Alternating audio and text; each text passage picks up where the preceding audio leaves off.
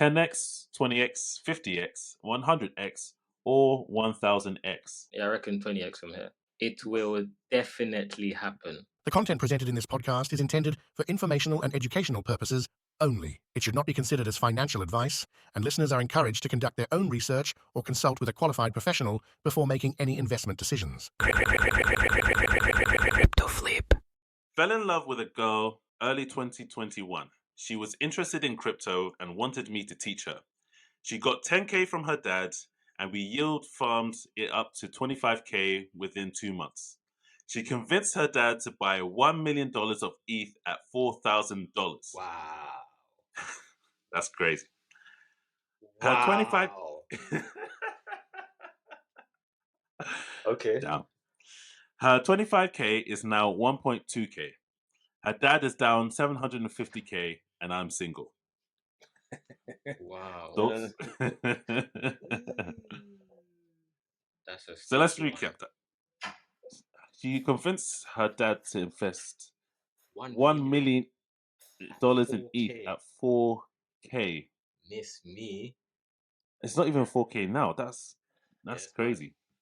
And her But, I mean- 25K went to 1.2. All right, let's sack her 25K off. That one. Why am I saying it's insignificant? No. But obviously, in terms of the 750K that her dad lost, I hear that. that 750K now. Where's ETH now? Around about $2,000. Like it's Something not like that, 500. So I mean, all he has to do is hold it for the next ball, I guess. You're assuming Yeah, that he's exactly Yeah, because bear in mind this was he met her early 2021, or nearly 2023, and with someone who just did something based on someone else's advice, how long are they really going to hold? I heard that. You know, it might be like, you know what, let me cut my losses. Maybe.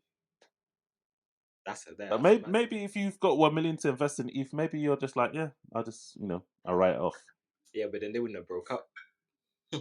But the thing is, they were never together in the first place because, What do you mean? I mean, he liked it where he fell in love with the girl. He didn't say we want a relationship, and then we farmed the 25K up. But this is nothing new in crypto. I mean, but imagine people losing funds all the time. And I mean, the most important thing is, I mean, there's losing funds and then there's losing $1 million. No, I hear that.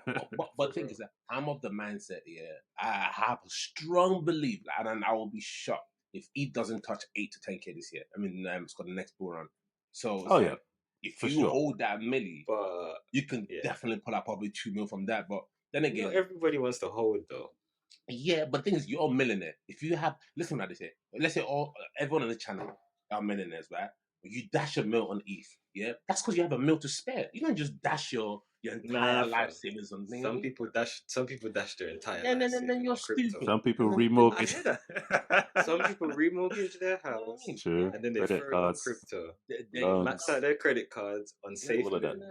Then business. Then you're not a true millionaire. Man said Klarna. Buy now, pay later. Imagine you could buy crypto with Klarna. Buy now, pay later. That would be mad. I think we should make that service. I think bare people would jump on it. I think we might have just started get business. sued.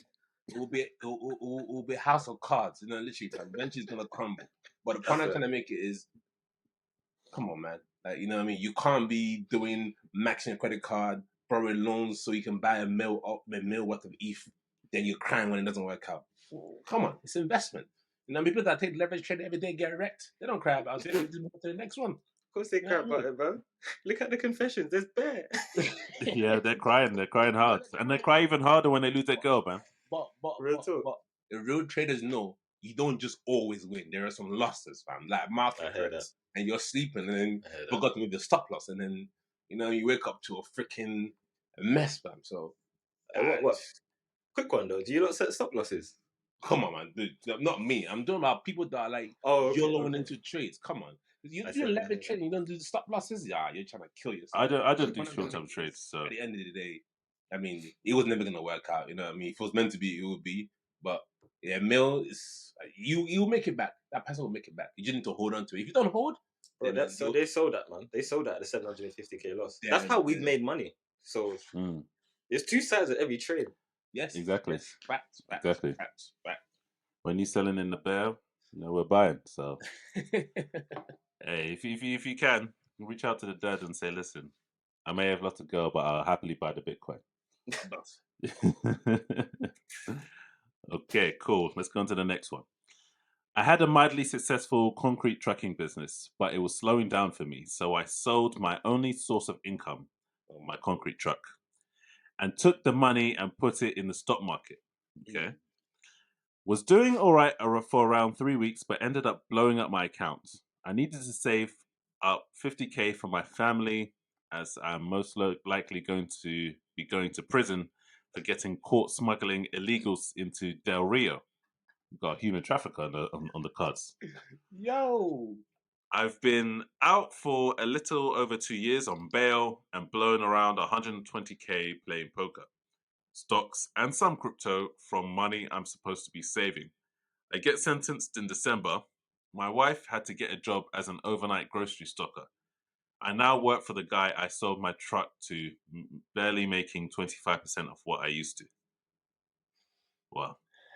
That's just a category. Yeah, that's exactly what it is. He has a gambler's mentality. He's just a gambler. What? And yeah. Like, You know what I why? find weird? Do you know what I find weird about people that not people, most people that invest in crypto? It's just like a hope and a prayer. Like it's a fingers crossed. True. Like, this is gonna work, and that's cool if you're finger crossing on money you can afford to lose. But when you're finger crossing on like your livelihood, like people are mad. Wait. Listen. This guy lost 120K, mostly playing poker. I bet you 80% of that was on poker, 20% of that was on stock. No, I'll say 50% of that was on stock, and 5% was on crypto. This is not usually we say, "Oh, this is crypto's for," or you don't know what you're doing in crypto. But this person just was a brain dead trader. He's a degenerate, and I'd be interested to know what crypto. Yeah, of course, but he's like bottom of the barrel degen. I want to know what he was actually invested in crypto. Me too. I wish he said something, but yeah, it was definitely one of the safe moons or one of them. Safe moon or Shiba. Probably went on YouTube. Typed in 1,000,000% altcoin, ate to one of those, and then got or one of them APY coins. Definitely got wrecked on one of them for sure. I think this is wild, man. Especially when you know you'll definitely go in jail. There's no source of income. You gotta save up for your family. You gotta leave something for your family. And then you went and blew 120K. Where did you even get the 120K from? Oh yeah, from selling the truck business. He sold his truck, man. You should just save that. And now he works for the guy that he sold his truck to. At least he has some accountability. Like he's like, yo, listen, I messed up. Let me go make this money back ASAP before my wife kills me. So, hey, his wife is stacking shells, man. That's what he's got his wife out here doing. Instead of having her feet up, she's like, boy, when you're in jail, I'm gonna go to the other guy with a truck. What a calm. It's gonna get sticky. I don't understand how dudes can go to a poker game knowing that you need every bit of peas in your pocket and you blow that money. Like that is true gambling. But like you know what it is? Most of the people in crypto space are gamblers anyway, so I'm not surprised. That's true. I'm not That's surprised true. at all. But you know what it is? I think a lot of people as well, and I think I've been guilty of this sometimes, but never obviously to this extent. But a lot of people are optimistic to the point where they don't see the downside. What? Like, yeah, no, listen. Like, facts. You go into a situation thinking this is gonna blow, and I can see like, I don't know if it's overconfidence or just delusion, but it's to the point where you're looking at it and you just don't even consider the downside. You don't think, I can lose. I'm not talking about poker because I don't gamble, but I'm just talking about from a crypto perspective. I'm going to go into this investment and I'm going to, it's going to be profitable. I'm going to make money, blah, blah, blah. And sometimes it works, but obviously in a lot of cases it doesn't. So when it doesn't and you're over leveraged or you've invested too much, then you're going to feel the consequences of that. I don't think this is okay. He's over leveraged because he's spending money he shouldn't be spending. But like I said again, I'm gonna keep repeating this. When people see this kind of confession, thinking, see, another person lost money in crypto. No. This person was a degenerate gambler, lost all his fund that he should be saving for his family. His main purpose for living, his main purpose for keep going, and lost it all to gambling, poker, and I don't even want to say stocks because if you hold that. I don't care what you say. If you hold stocks or crypto in a decade's time, due to inflation and just return on investment alone, you will be up So this guy lost majority It of his depends on what he's investing in, though. yeah, But I hear what you said. if you're investing in those volatile stocks, like I don't know, give me a random one, like GME. GameStop. Yeah, me, you know what I mean? Yeah, those things, then cool. Then you shouldn't do that. They even warn you on the ticket. They tell you this is extremely volatile stock. Beware. And then you still nah, man, that's on you. That's on you. That is on you, fam. Honestly. No one else No, is it's on true. yourself. So It's true. yeah, no sympathy gonna- here, man, unfortunately. How they gonna get 100x then? Boy, he's Listen, worrying about what's going to happen in the jail cell, let listen, alone 100x, man. you need to exactly. You need to be a seasoned veteran trader and a better luck to make it out of those volatile stocks, man. Like you need to know what you're doing. If you don't, you're probably gonna get wrecked anyway. Facts. Cool. The next one is I once ran a crypto project token to $85 million plus market cap with solid liquidity. It became the talk of the town, and I was in euphoria all the time. Mind you, this was before even the protocol was launched. Then we launched the product, and users realized the idea was flawed to begin with. My bag ran from 450k to 25k in the span of days. People became millionaires with my token, and I got nothing out of it. Well, let's run this back. So he ran a project which had 85 mil in market cap with good liquidity. Basically, the execution was poor, so his own personal bag decreased while people became millionaires. Wait, well, I think what I'm struggling to understand is you obviously a founder of this project. Your tokens usually, like founders have their allocation usually. What's the word? It's not Locked up. vested. You know what I mean? It's not locked up. You know what I mean? So you can literally sell upon, and usually you have an insider knowledge on what exchange is going to land on because you're the one coordinating all those things. So I'm a bit shocked that were you in it for the tech and then you think it was going to work, or were you just slow to sell your bag? Like, I don't understand what took him so long to sell his bag instead of letting the community dump on him. I've never seen this before in my life. I've never seen I this before in think, my life. yeah, I think he is actually one of the only founders that wasn't trying to do a rug pull Okay. and actually believed in his project and wrote it down longer than probably everyone else believed in it. Everyone else that believed in him. So I think that's why he ended up selling later than Right. his Well, community. my thing is here, when you see the selling pressure increase, why don't you think to exit just to like just save yourself? Because what you could do is 'Cause- even if your chain, let's say like your chain is flawed, right? Your tech is flawed. What you can do is at least sell like maybe mid top, not at the bottom. You want to sell somewhere around the top to at least take some money out, so you have some liquidity to build something else. To be like, listen, I was a fan of this project, it didn't work out, but now I've learned from that mistake. I'm not doing this, but I've never seen this before in my life, man. Honestly, maybe he's the first person to actually know me say what it mean that I believe in the tech. I mean, personally, I love the tech. I understand the tech, but I'm in it for the peas. I'm here to make money, man. You know what I mean? So what? If you create a coin, you dump on your community. Listen, That's all I'm hearing, bro. That is all I'm hearing. Deji's being real. first of all, you know what I mean? Don't be airing out our dirty laundries because I ain't launched a token yet. But one day that will happen. But point I'm trying to make is most people in this community, whenever they're getting dumped on, they say, you know what, I'm gonna huddle anyway. I'm in it for the tech. What I'm saying is this founder should have sold knowing what the communities are saying. Like he's like people realize there's a flaw in this protocol. Like you should have known there's a flaw in your protocol. So what are people gonna do? They're gonna dump on you. It's just as simple as that. Yeah. You know what I mean? I don't know. I think from the other flip side of that perspective is if you create a business and you realize there's an issue in your business, i.e., there's like some bug in your app or something. Does that mean, and let's say you're public, does that mean your shareholders should like sell all your stock?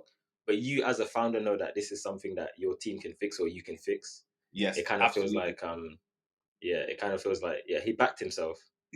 I mean, I hope this project is still around because I don't think it is, bro. I don't think it is. From 450k to 25k, I'm sure it's dead, bro. Honestly, because everyone seems to have exited it, and there's no liquidity anymore. Well, you made a great point, Rick. Like in a traditional finance market, you know what I mean. Your shareholders wouldn't sell; they will believe in the founder. If the founder believes in what they're creating, they'll stick with them. But This is crypto. It's the wild, wild west. People are looking for shiny coins, looking to farm new coins, looking for new narrative. Literally. Your protocol is only as sexy as a new gal. And literally, fam, bro. If there's a new thing around the corner that looks buff, people are going there. You know what I mean? If the tokens is up, look at Solana. Oh my days. Solana is one of Bare those hype on Solana, bro. Oh my goodness. I Bare don't know what people are saying is dead. I'm just saying.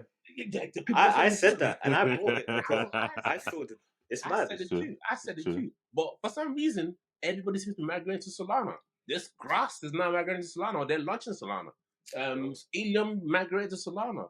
There's another one thing. I think is it Arb that's migrating to Solana? Like everybody just migrating to Solana. I don't get it. Bare hype on Solana. Just too much hype on Solana. But watch, the hype is gonna bat people in the ass. Well, what I'm trying to make it is, at the end of the day, this is not traditional finance. Like, you know what I mean? There's no I believe in my tech. When you realize you're flawed, you want to take. So I'm not saying dump on your community. Just at least sell half of your bag, so you have something to start the next project, or just have something for yourself. So yeah, it's peak. I suppose the downside to that is if it's a bug or if it's like a flaw that can be fixed, and you're a community member, and then you see the wallet of the founder is dumping, then you're gonna think, oh, it's a rug pull, and you know how rumors and news spreads on like X and as well as Telegram, all these community and obviously Discord as well. All of these community pages are going to be like, oh, the founder's dumping, your project's finished. Yeah. So I can see why he didn't dump, potentially, but also like yeah, it really just depends on your community as well, because I've seen, like, for example, some NFT communities that have had some trouble and things like that, and they come out the other side and then they build back stronger, and then people are like, oh, you know what, this is like something for the long term. It's just not another like a vaporware project. So it really depends on how you respond to like the adversity, but yeah, it's not every project will come through it. So hopefully that guy can get another shot at it and make another successful project. Yep. But now he doesn't. Now he has to start from scratch again. But there's nothing wrong with that. You know what I mean? Maybe you guys make solid points, because at the end of the day, you're right. If he ended up dumping, your project's finished anyway. Because if it's also report dump, and everybody runs and dump. But Yeah, exactly. yeah, it's a shame. It's a shame that the project didn't work out. I hope he bounce back and go again, because like one of the easiest way to get rich in this space to become a developer. Honestly, like if you're a developer, the path to wealth in this space is tremendous, just tremendous. Okay, so made more than $25,000 on airdrops this year. I share the money with my friends so we can grow together. Lately, my friend has been dragging me down. He's lazy, always giving excuses, and made zero effort to farm airdrops as he should. At the time, he expects me to give him more money from any airdrop I receive, but made zero effort to hustle for his own. Thinking of cutting him off, but I'm conflicted. Do you cut off your friend for the peas? This guy's Or do lost you his let mind, this bro. stay? Why? What would you do? First of all, what I'm hearing is you both have the opportunity to farm. You lot can jump on a call to farm together, but instead one man's farming and sharing it to people that ain't farming. That don't make no sense Basically. to me, Yeah, it doesn't make sense. It doesn't. Think if you But get, it's you his get your guy boy, on so a call, that's why he's conflicted. yeah, you get your boy on a call and you'd be like, "Yo, we're gonna do this. If you're not down, I'll be on the call by myself. If you're not down, then you don't get shit." Still. I agree completely with Ricardo, because why should we? Why are we only making 25K when we can make 50K? You know what I'm saying? Like, Facts. you jump on the call, I jump on the call, we farm this thing together. If you don't know how to do it, I'll show you. You know what I'm saying? Like, why is it only why are we sharing a 25K bag? That's such a small bag anyway to share. But why are we sharing such a tiny bag? But okay, fair enough. You know what I mean? It start as a start. But then again, the other person not holding up their own end of the deal. They're not farming the tokens. You're probably sending them, making excuses about I got a child, I got a missus problem. No one really cares about that, fam. You know what I mean? Like, no one really cares about your life problems. They expect things to get done when it should get done. So you shouldn't be thinking about cutting off his friend. He should cut him off, because he sounds like a dead weight, man. Like an anchor on his ankle, man. So yeah, it's a no-brainer. That this is probably one of the silliest confessions ever. You shouldn't have to announce this. You should just do it, because essentially you're better off just doing your own thing. Honestly, like, and obviously I love all my guys, but at the end of the day, fam, I'm not friends with anyone that's holding me back. If you're holding me back, I probably don't text you back anyway. It's as simple as that. You know what I mean? No, it's a fact. It's a this fact. is wild. This is wild. It's a fact. It's one of those. It's like you said. It's very simple when you think about it logically and rationally. But I suppose the emotional part of himself is just like, we grew up together. We had time together. We went to parties together. We did this together. I can't just leave my boy. Yeah, all the good stuff. Yeah. One time he helped me draw that length thing. Yeah. Wow. So all of these things combined, he's like, you know what? Who am I? Not who am I, but like, what kind of guy would I be if I don't share this bag? That's probably where the conflict comes from. But he's been listening to too many rappers, fam. He's been comparing himself to people that make millions versus bro. Let's put this in perspective. 100 bags. Yeah, this guy made 5 figures, and it's a tiny 5 figures itself. Like, bro, it's nothing. 25K is not going to change most people's life. I'll be real with you. Like, it's this. But it's a good springboard, though. Bro, yeah, for sure. Obviously, he got his airdrop, free money. You know what I mean? You still got other sorts of income, so he's good. But when you have to share with the next man, that's now you're 12.5 each, bro. That's nothing. Yeah, that's nothing. Fam, you can't even buy a Bitcoin with that. This the kind of don that would make 30 bags and be like, I'm gonna buy my mom a house. I'm gonna buy my auntie a house. Nah, he's lost it, fam. No, it's true. It's true. What were you gonna say, Harris? No, I was just gonna say he needs to cut him off, man. He needs to cut him off. Deadweight can't run with you to next year, man. So he needs to just cut that guy off. No, definitely not in the bull run. He's gonna cost you the opportunity. Exactly. Find some winners, and then this guy is listening. If he's listening to our pod, listen, we're going to be a confession right now, bro. Please, it's a no-brainer. Cut him off, man. You should not be sharing your bag with somebody that's not willing to put in the work. And why are you even sharing anyway? Just show him how to do it so he can do it himself. Like, I don't get these old. It's wild. It's just mad. It's a messy situation as well.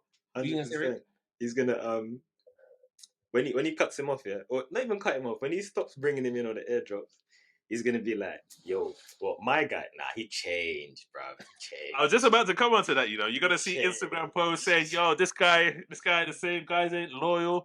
It's okay, bro. When I'm in my Lambo, when I'm in my Lambo, ride into the moon, it's all good, fam. Listen, I'd rather cry in my Lambo or my Mercedes and have some wet dummies talking about me on Insta, fam. I'm good, fam. I'm good. Trust me. Nah, it's so true. It's so true. But yes, welcome back to the Crypto Flip podcast. Don't forget to like, comment, and subscribe. We are now officially on all audio platforms, including Spotify and Apple Podcasts, as well as other places where you get your podcasts. So don't forget to download the podcast and leave a review. We will definitely appreciate it, and it helps us make new videos and video podcasts. So the first thing that we have to talk about is Bitcoin fees. They have hit a 20-month high as miner revenues match 69K Bitcoin price. This was recently reported in a Coin Telegraph. What do you guys think about it? Yeah, I think it's wild. Bitcoin is right now, like 2/3 of the price that it was on its high, and miner fees are hitting record levels. For me, that's just like indication of the volume and the liquidity in the market. But I'm confused as to how it's not being directly reflected in price. I think a lot of that might be to do with the ordinals. I hear that. Because I'm about to say that. Interesting. But they've got their own token, right? Interesting. Have you lot? No. The ordinals. Audi has its own token. Yeah. But remember we were talking about Audi like 2 weeks ago. Audi's up.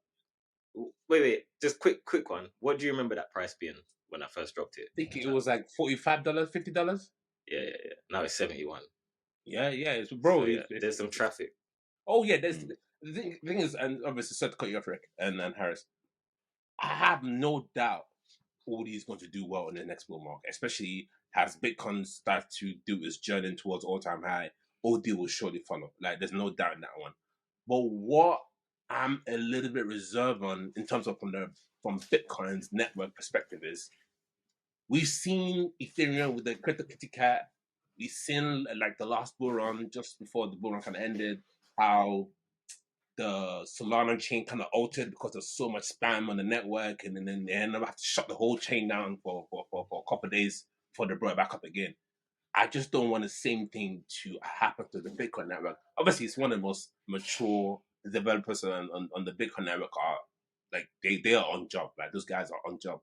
But at the same time, if you have enough, like, I just don't want a situation where like JPEG is the reason why institutional, because the one of the reason why this market, this anticipated bull run that we're waiting for like patiently to happen is because Bitcoin is probably one of the most important asset class in the crypto market. If there's no Bitcoin, I think crypto market will be it will be way more speculative than it already is. That people actually believe in BTC, what you can do, how you can carry millions of Bitcoin across countries. But if it's gold, you need like trucks, you need like bear gunmen to come and protect you Man said bear gunman. It's the truth. It's the truth. It's true. Like you need bear gunmen to come protect you because you know what I mean. You're a target for anyone that wants to rob you. So as long as you save a private keys, Bitcoin is the digital gold that you want to hold on to. But if now we're getting issues with the Bitcoin network and it's altering, it's having some issues because of all this JPEG clownery, I'm all for innovation, but I want to urge the developers to figure out a better way to prevent what happened to Solana, what's happened to Ethereum from happening to the Bitcoin network. Because I'm all for the miners earning more fees, you know what I mean, before like compared to the all-time high. At the same time, we need to be careful here because we don't want anything distracting us from getting that BTC ETF approved and then just riding towards that halving rally or pre-halving rally and then actually starting the successful bull run. So I'm 50-50 about it. Like I'm happy that the miners are making money because it makes them happy, keeps the whole network secure. But at the same time, I don't want a situation where like the network gets banned for silliness. And like that's why I think NFT is at this point. Maybe in 10 years' time, NFT will show more maturity. But currently it's just silliness, in my opinion. I hear what you're saying. I don't. Yeah. I don't think the same. I don't think Bitcoin is liable to the same pitfalls as Solana and Ethereum. Why Just not? based on what I understand of the technology. I guess fundamentally, the way how transactions are managed on Bitcoin is better in the sense that like it's gonna slow down. Yeah, of course, the network could slow down, but there's such a stronger community of miners and much more professionality with the miners, because what is it, like 80% of all miners for Bitcoin are actually based out of China. And like the servers, it's just mad. Like the amount of computing power that Bitcoin gets is, I think, a order of magnitude higher than any other crypto in the market. I'd have to get that double checked.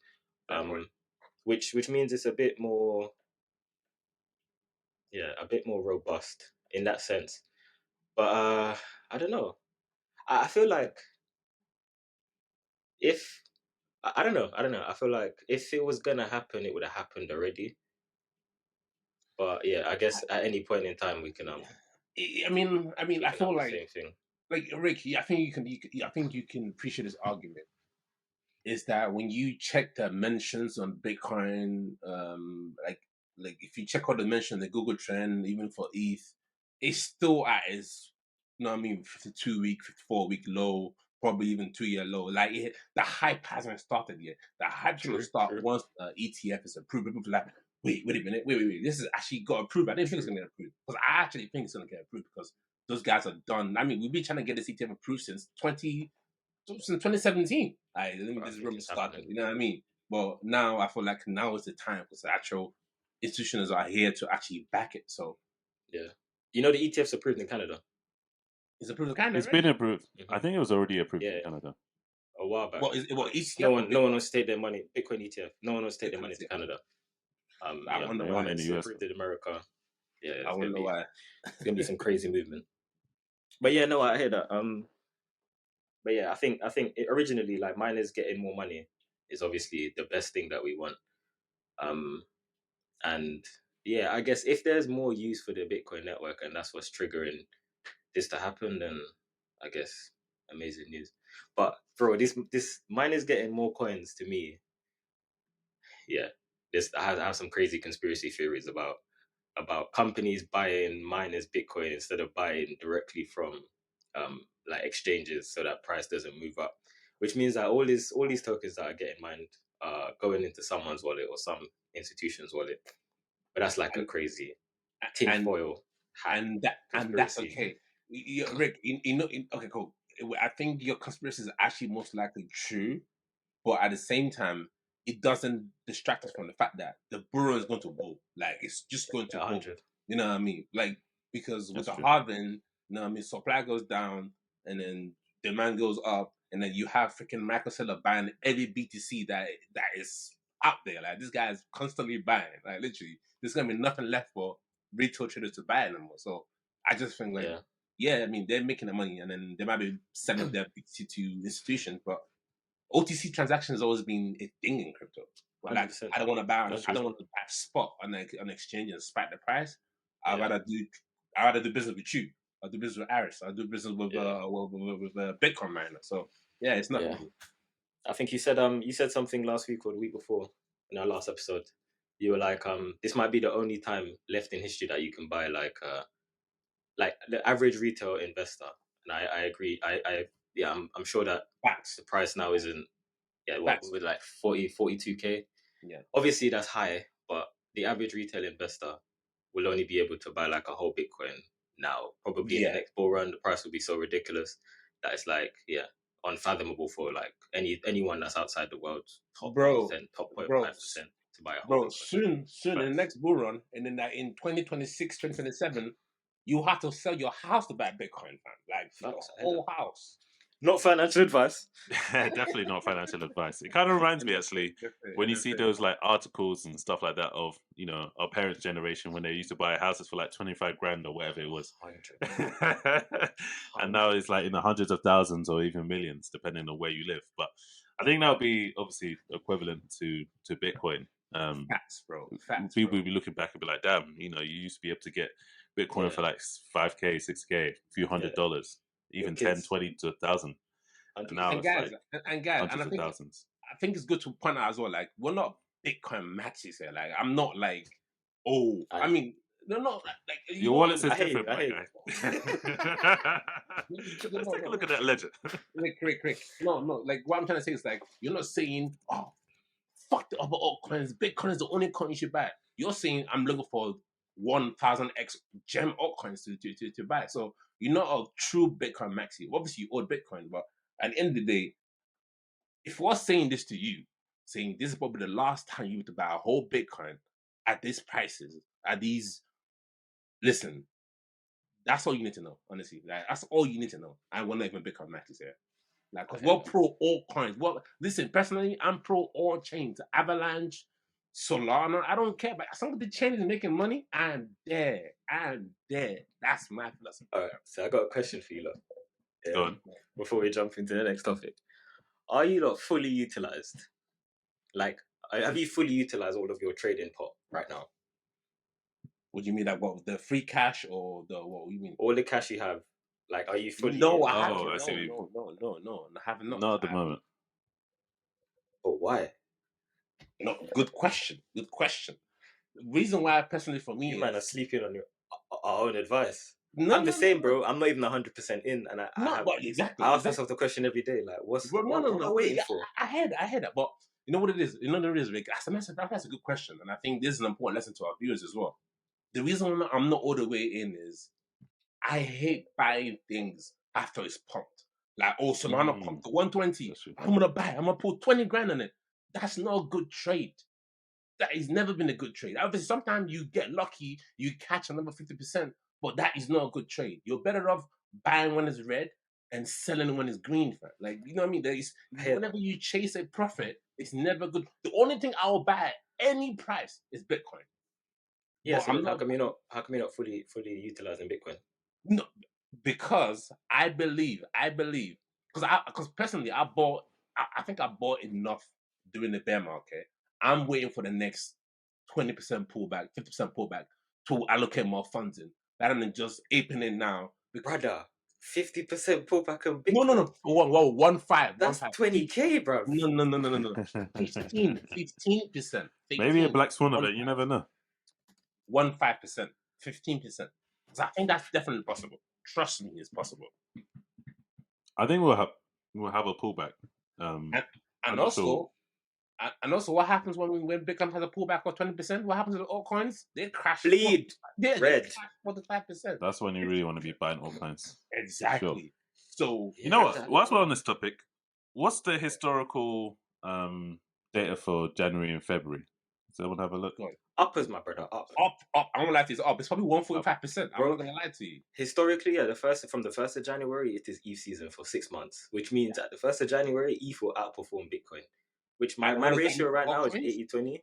And what that means for altcoins start performing pretty well in the first 6 months of the year. And there's all types of seasonality. There's even like meme coin seasonality. So like from mid-February to mid-April, we have meme coins going crazy. People shit like Doge and shit like Shiba. Start doing. What about Bonk? Performing. What about Bonk? Bro, I'm not even trying to get on this Solana coin bullshittery. But yeah, probably the same. But in terms of seasonality, it moves in narratives, isn't it? So when a few of them are pumping, then the rest of them will follow. Yeah, exactly. So, Exactly. But I want to ask Aris, you haven't answered the question that Rick asked, and Rick, you haven't answered the question. So why haven't you gone all in crypto yet? Because you are convinced there's a 150% pump in the market in January, and I agree with you. But I feel like I've bought enough, and we're just gonna have to sit on that and wait for an opportunity to strike again, rather than just allocate more funds only for it to be corrected, and you have to go allocate more funds again. So that is my plan. I don't know if you guys can convince me to allocate more funds in, because it's there. Like, you know what I mean? I just need to make a couple of transfers and that's it. Yeah, I'll let Harris go first. No, I was just gonna say, for me, my strategy at this point is obviously hidden gems and whatnot. And the only way you can make it really work is obviously finding things that are pretty low cap before they have a bunch of attention on them, and then investing for the long term, waiting until we start reaching the heights of the bull market. So for me, it's not too late.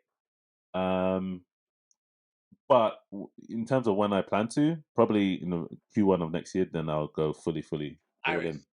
So you think because obviously we're going to have that January pump. Are you going to wait for that end of January pump to happen for you to allocate funds in? Or It depends. It depends on the token. Okay. It depends on the token. If the token I want to invest in is already pumped, then I'll have to just chalk that up as an L and move on. If it's maybe growing like 10, 20, 30%, there's obviously, I'm looking at 10x's, 100x's. Yeah, so it's still a lot of opportunity. And if it hasn't obviously pumped, then I'll still invest. So it really depends on the individual coin, because not each hidden gem is created equally, so they don't all pump at the same time. So it really depends on which token we're talking about. But I definitely plan to get in as quickly as possible in terms of January and whatnot. That's definitely the plan. I think what you're saying right now, especially, I hope our listeners are really listening and taking notice. It's good to do your due diligence before you ape into the market.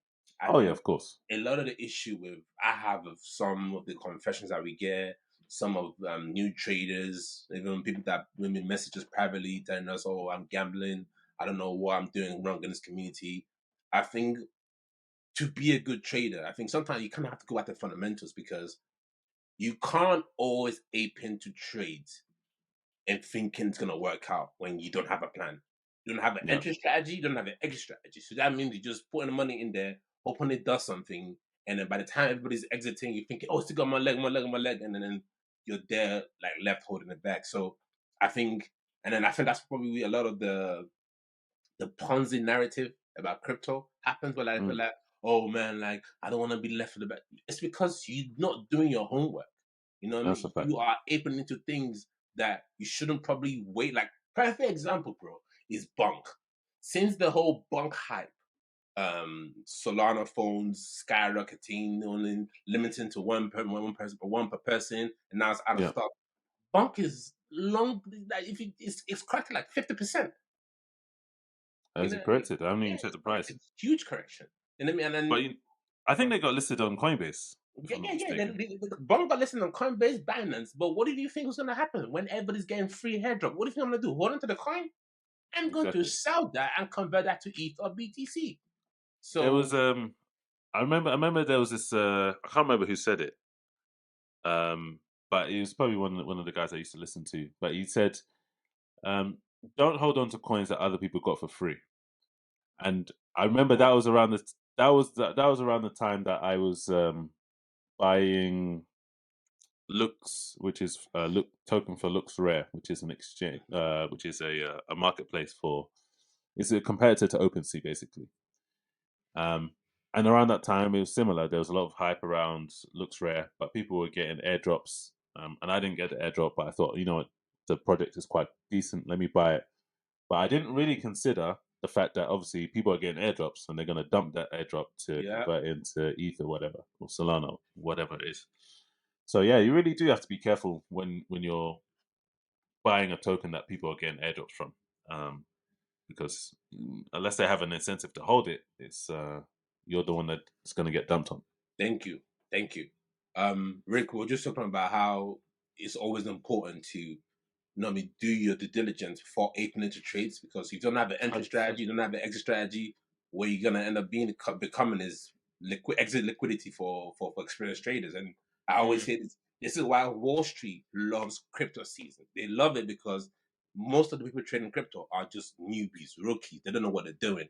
You know what I mean? They are looking for narrative. Meanwhile, they should be probably taking exit on this trade and allocating the fund to a better token, but they want to hold on to the token because they think it's going to the freaking moon. But yeah, I mean, that's how you want to trade. That's fine. Like I said, one thing I've learned through all cycles is do not have any loyalty to any chain. Don't be like, oh, I'm a Solana maxi, or you're maxi, you're a waste man because you believe in the Ethereum chain. No, I'm not. I'm not a waste man. I'm just a profitable trader. Like that's what I do. I'm not here to make losses and hold on to bags I shouldn't be holding on to, or buy ETH at $4,000, and then I'm now crying about how I lost my money. Like, come on, come on. There is a lot of tribalism though, like especially on Twitter. I don't know about on other ecosystems, but in Twitter there's a lot of tribalism. Yeah, there is. People absolutely, bro. Absolutely. I think crypto is mostly full of tribal dudes trying to basically convince you, why did you sell? Why did you sell? Bro, I sold because I'm trying to make more money. I'm not trying to hold on to this token and I'm get left holding the bag. Like, dude, don't you worry about your portfolio. Let me mind my portfolio. You worry about your portfolio. But bro, even if you go on Reddit, bro, like some guy said, I read a subreddit tweet recently, and then he said, oh, I sold my Bitcoin, I sold my Solana because 10x is more than enough for me, or was it 15x? Someone just come out and say, you're a waste man for selling, or you're a loser. I'm like, wow. The loyalty to chains. Damn. Yeah, the chain loyalty is mad. To be honest, it's by design, isn't it? Like these founders and companies build communities and they build it around like this cult tribalism mentality, which works very well for their business. Bro, there's even coins that are dead in the water. If I open my Telegram right now and look at a coin that I invested in 3 years ago, that's dead, completely dead. There's gonna be a good amount of dons in there that are just like, it's coming back. It's coming back. This is the one. This is, bro, you man don't know. I'm in 100x. I'm on 1,000x on this thing. Hey. And ultimately, I think, people are just selling, like the founders, the companies are just selling the dream that this is the next big thing. And people just buy into that heavily. No, it's true. It's true. And before we move to the next topic, Rick, give us an answer why you haven't aped all your available funds into crypto just yet. Yeah, I want to know. To be honest, I am basically fully leveraged, fully utilized. It's just new capital that I'm hesitant. You have no available free capital. No. I have a couple. I have a couple $100 I put in. However, and I will, and I'm not waiting for like some market event. Like even my Solana trade that was up like 300%. Like I still put P's in 2 weeks ago when I told you. Yeah, Like, you I told me sold everything you I bought. bought the bag back. Yeah, you bought it back. Yeah, lately. I bought it back like 5 times the amount I bought in the beginning. 10 times the amount. Funny enough, it still mooned a little bit. I mean, now it's in a bit of a I was 50% up. Yeah, I went back into that trade with more conviction. And yeah, to be honest, I'd still buy Solana now because I agree that there will be a pullback, but I don't think for any moment in time that it's gonna be I'm gonna wipe out all my gains for within the foreseeable, within the next the short to medium term. What price? And I think what price did we buy the Solana bag at? I'll buy back at price today. Oh, okay, cool. Well, what's the price? Oh, what price did I buy it back at? Yeah. Roughly approximately the price I bought it. I bought it for. I mean, I sold it for. Let me pull up my. Let's see. Right now, today, Solana's down 7%. Volume is down 20%, and then what's the price of Solana now? Is $104.07. So, I mean, I'm looking at the charts now. I mean, like I'll wait for that support area. Like what support is at 80. I'll put my limit order there, and then I'll head that because I do think this bull run, like same as the last bull run, Solana. But where do you think Solana's gonna go? Because I think from now it can probably go about 5x. Yeah, well, first of all, one thing I do know is it's definitely surpassing the previous all-time high because it's just too much. The previous all-time high was 254. Yeah, correct. I remember people were debating if it could even do that. Yeah, it's still a debate, but I think people are now. I was one of them people. 100%. Solana, did a complete 180 for me. To be honest, it's after that pod. I went away, I did some work, and I'm like, hold on. Like in terms of that event I told you guys I went to, that crypto event. I'm like, yo, the following that the Solana from devs, this is wild. But you know what that is? Devs have no loyalty to chains. They will go to the chain that the token's appreciating. They won't stick to a network or a blockchain network that token is dead in the water. Like, you know what I mean? I don't even think it's the token for some of them though. I think when I was chatting to one of them, like some chief developer who moved from Ethereum to Matic and now is at Solana, he's just like, bro, that's where all my friends have moved to. Like all his dev friends have moved to Solana. And why did they move to Solana? He doesn't want to be the only don moving on Matic. Made, bro. Let's be real, fam. These developers that are lying to you to tell you they're not in it for the money. They're lying to you. They're in it for the money. I know one guy that's only in it for the tokens. Bro, what Solana tech are you in it for? The proof of history? That thing is whack, is weak. But at the same time, the token is making money. They're gonna go there and deploy their apps, and there's nothing wrong with that. There is absolutely nothing wrong with that. Yeah. So remember? I bought back. I bought back at 50. I did so many orders, like 58. 58. That's a good buyback. So that's a good buyback. 58. And I sold. I sold around 53. So I missed a little bit of the move, but at the time, I wouldn't say but you my signals. So you still caught the rest of the pump. Yeah, my signals were telling me I should drop out. There was some crazy shit going on. This was just before the whole bonk and the whole Solana coins were moving mad. So I was just like, I'm out. But yeah, so I bought back because I had conviction, and yeah, from 58 to where we're at now. It's a good trade. You're up. And let me be specific. This was in pounds, so that's £58. Actually, that's more like $60 or something, or like $75. GBP. I was like, cool. So you still sold around like most of the you sold at what, $80, $75. That's a good range to sell because, bro, you're up 10x.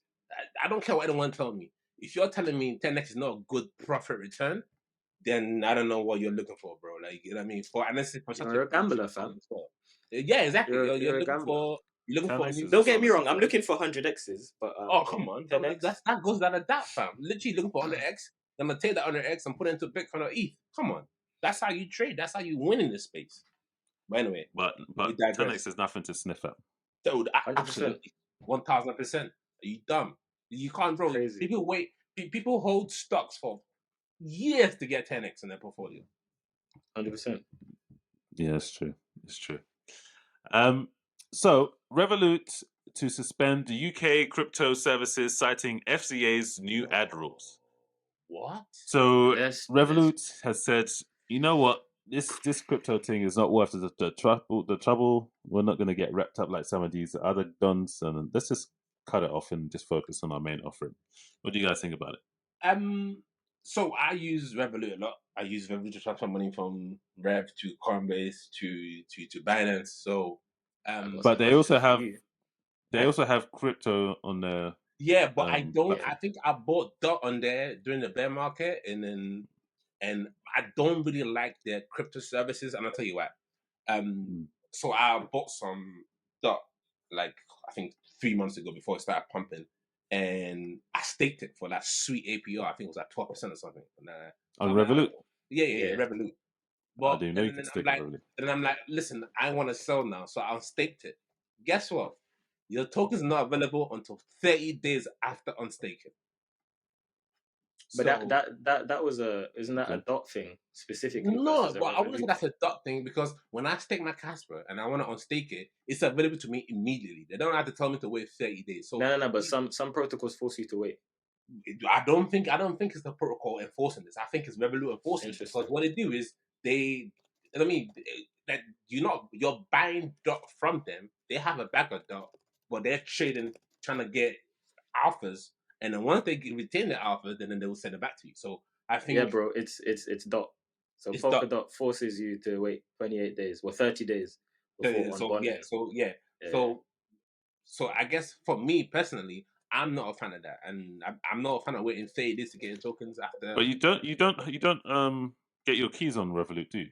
No, you absolutely do not. No, exactly. So again, which makes you feel like why would I want to pull 6 figures on that platform and say I'm holding my crypto? Like I rather use the regular go-to exchanges because that's what I have more faith in. But as long as Revolut still maintain the traditional services, which is obviously allowing international funds to move between accounts, and then you can do international payments, I'm good at Revolut. I love Revolut. But at the same time, that crypto service isn't just working. For me, it's not working. I never bought ETH on there. I've never bought. The only thing I've ever bought was DOT, and then I didn't like how obviously the protocols forcing me to wait for 30 days, whatever.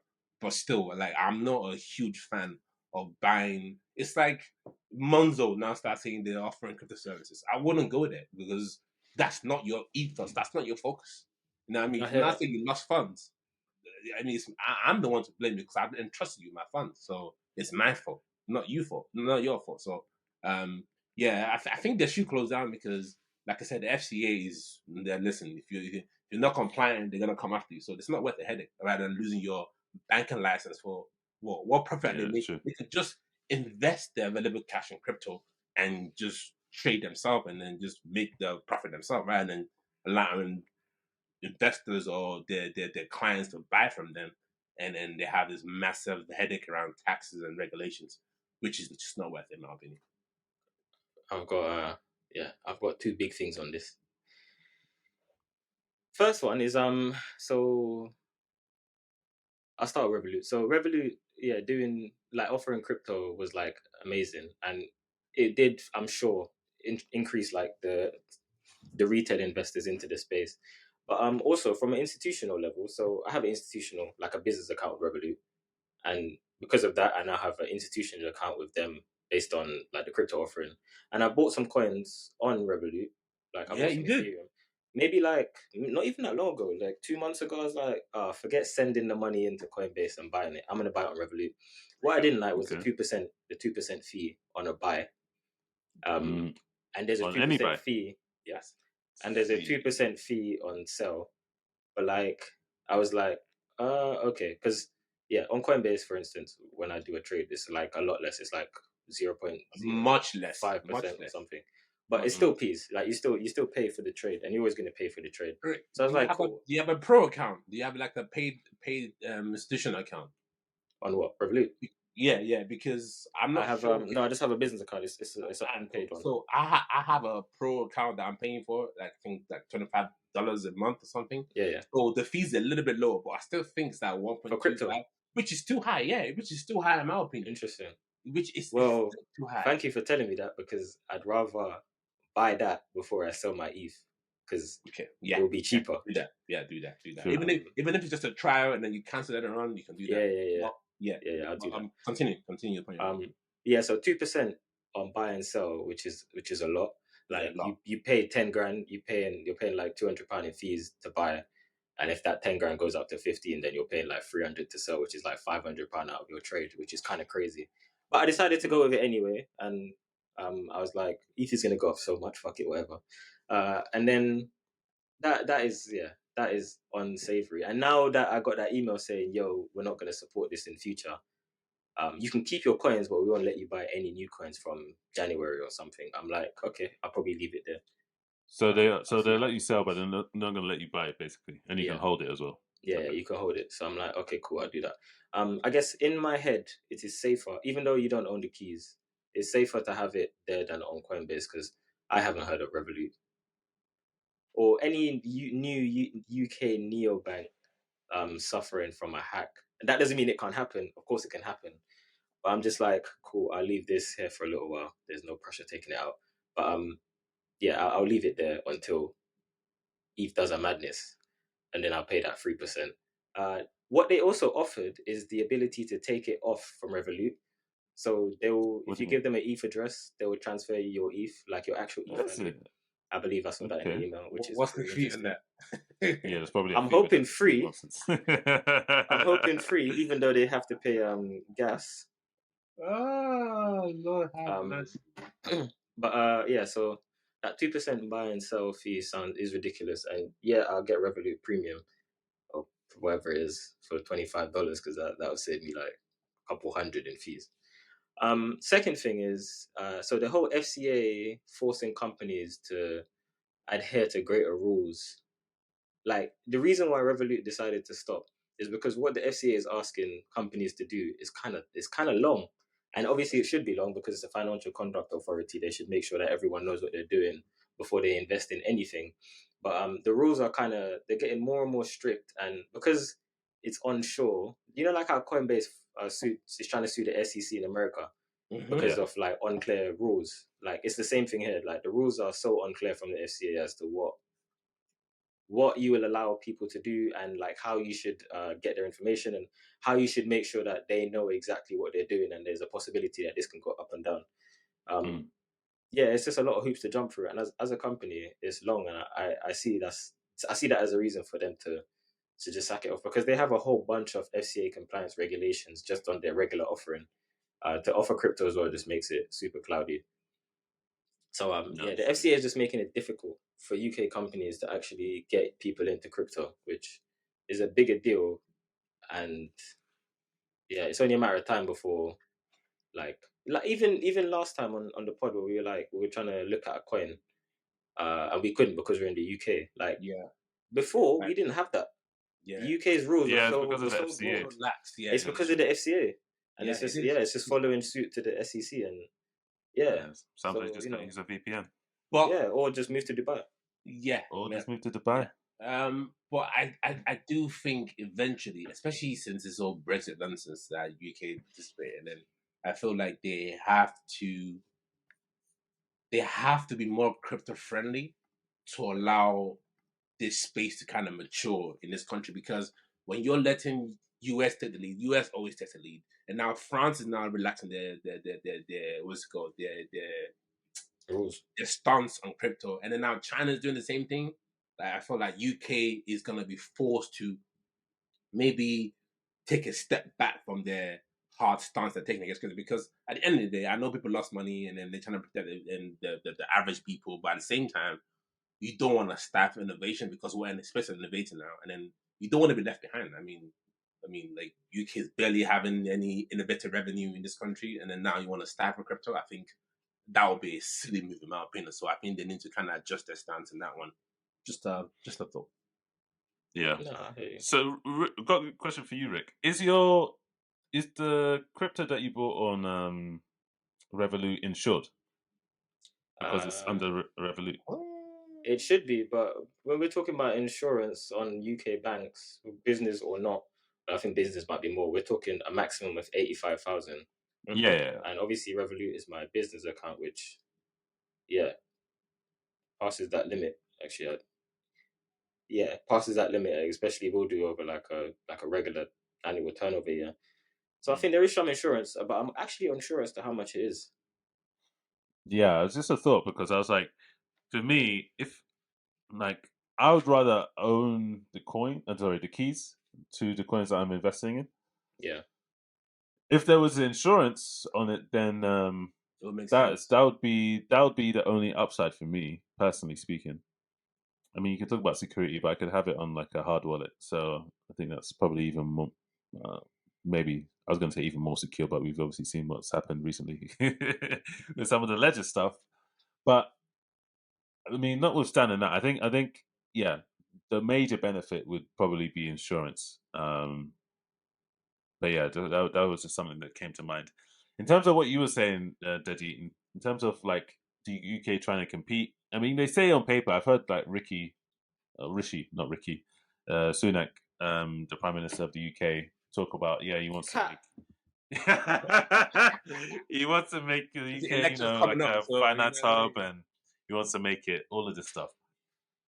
But obviously, the FCA are kind of moving in a different direction to what he's actually saying, so it's not really congruent with his words. That's a bit troublesome. But at the same time, they'll probably turn back around and be like, "Oh yeah, we have to protect the everyday investor," as you were saying, Rick. And at the end of the day, what they're going to do is they're going to move towards the lowest common denominator, and that's if people are losing their money, they know that these are going to be angry people, and they're not going to vote for you in the next election, which is probably coming up soon, by the way.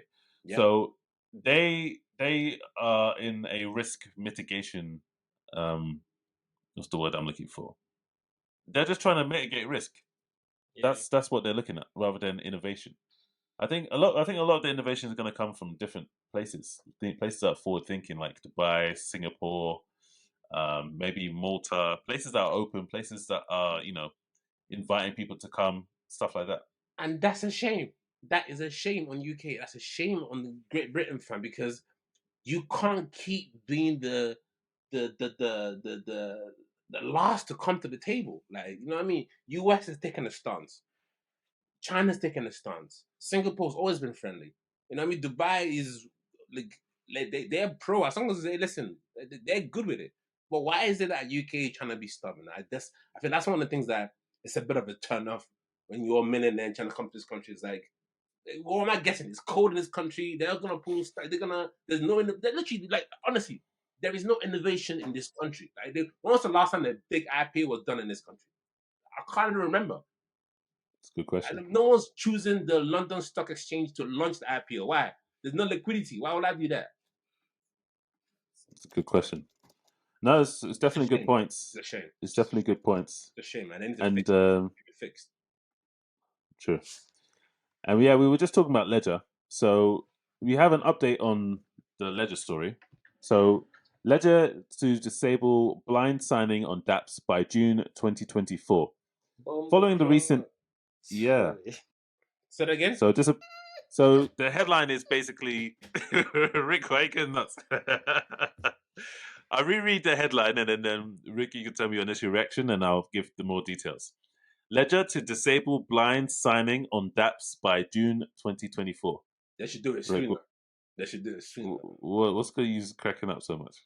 Why was it there in the first place? Ease of use? I don't know. Yeah, it is. Blind signing on dApps. What does that even mean, bruv? yes, I'm in. I don't know. You can connect to the dApp and it can just do what it needs to do. But let me read the full story and then we'll give our thoughts. Following the recent exploit of Ledger's ConnectKit software library, the hardware wallet manufacturer has announced that it will be disabling blind signing for EVM dApps by June 2024. Ledger has also announced that affected victims would be made whole and that it is committed to working with the dApp ecosystem to allow clear signing, a what you see is what you sign approach. Yeah. In smart contract signing is passed in a human readable manner. So that's basically what the story is. Okay, I understand. I understand now. Yeah. Break it down. The reason why they had blind signing was because they wanted to reduce the friction in interacting with dApps. Mm. So if I'm not mistaken, and I might be wrong, I'm assuming it's so that every time that you have a connection to a dApp or you reconnect with a dApp, you don't have to sign or re-sign that transaction again, which could be very long. But yeah, I'm not sure what this has to do with the hack, because everyone that was in the hack approved the message on screen. They approved the transaction. So I'm guessing they're just doing this because we're just like, okay, we just want to be as safe as possible, and now we want to remove this thing. But if it was there on Ledger, then it's probably also there on MetaMask, and there's probably blind signing on MetaMask, for like a Probably. reconnection or anything like that, which would be interesting for the space. I'd be curious to see if everyone else follows suit. But how they're gonna do that in a manner that everyone can understand it, and what you see is what you sign. Yeah, might introduce some extra friction in the process. But yeah, I guess it's money in it. That kind of brings up a good question. So how do you balance? Because one of the things that crypto has suffered from, and I've always been vocal about this, is the UX. The UX in crypto sucks.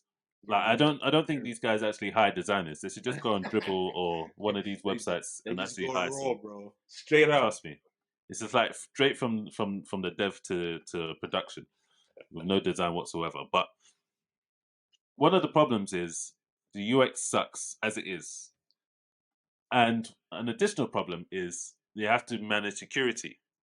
Yeah. So how do you balance the two? I know that obviously you guys are both working in software as well, so you can give further insights. But how do you? Obviously, security is very, very important. But if nobody uses it, then it doesn't matter anyway. Yeah. So how do you balance those two factors? I think that's an excellent question, because I think the concern for founders is like, you want to put security first, so you don't have your protocol hacked and then you're losing funds before you even get started. Because once that happens, your project kind of loses all steam. So they probably allocate all the funds towards getting a security up to par, and then UX is like probably third, fourth down the bottom, which is why most of the dApps have quanky. Even when I work at XCAD, the UI UX was average, bro. Like you could tell, like it's something that they wanted to accelerate quickly, and they did accelerate it. And then obviously, I'm sure the founder made some funds and stuff like that. But at the end of the day, I think security should be 1A, UI UX should be 1B. You know, because I do understand security is very important because you don't want to get hacked.